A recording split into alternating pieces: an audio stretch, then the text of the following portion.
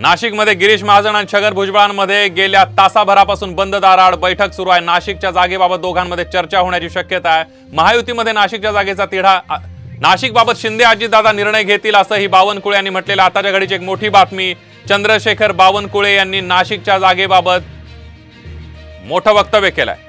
भाजपनं नाशिकच्या जागेचा दावा सोडलेला। आताच्या घडीची एक मोठी बातमी आपण बघतोय, चंद्रशेखर बावनकुळे यांनी ही मोठी माहिती दिली आहे। महायुतीमध्ये नाशिकच्या जागेचा तिढा होता, मात्र आता भाजपनं दावा सोडल्याची माहिती चंद्रशेखर बावनकुळे यांनी दिलेली आहे आणि त्यामुळे आता शिंदे गट की अजित पवार गट कुणाला जागा मिळणार अशी चर्चा आता सुरू झालेली आहे। भाजपनं दावा सोडल्यामुळे एक दावेदार नाशिकच्या जागेचा महायुतीतला कमी झालेला आहे। त्यामुळे आता छगन भुजबळ असणार की हेमंत गोडसे असणार की अजून कुणाला तिसरा उमेदवारी देणार, आता शिंदे गट आणि अजित पवार गटामध्ये ही उमेदवारी ठरणार असल्याचं कळतंय। त्यामुळे आता या नाशिकच्या जागेबद्दल महायुतीमध्ये रोज नवे नवे ट्विस्ट येताना पाहायला मिळतात।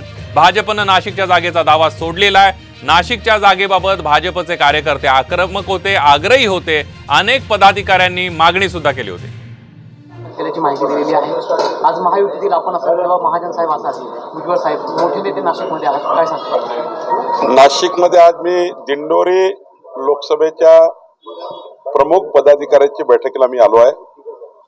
नाशिकची जागा एकनाथ शिंदेजी अजितदादा बसून ठरवणार आहे। ही जागा त्यांनी दोघांनी बसून ठरवायची आहे, त्यामुळं हा निर्णय महायुतीमध्ये एकनाथ शिंदेजी घेतील। साहेब, परंतु आपले जे भाजपचे आहेत तिथले ते देखील दावा करतात की ही जागा भाजपलाच मिळावी, तर भाजपची ताकद जास्त आहे। मला वाटतं आता भारतीय जनता पक्षाने आणि आमच्या सर्व कार्यकर्त्यांनी आग्रह सोडलेला आहे। एकनाथ शिंदेजी अजितदादाशी बोलून लवकर निर्णय करतील। काल उद्धव ठाकरेंनी भाषणात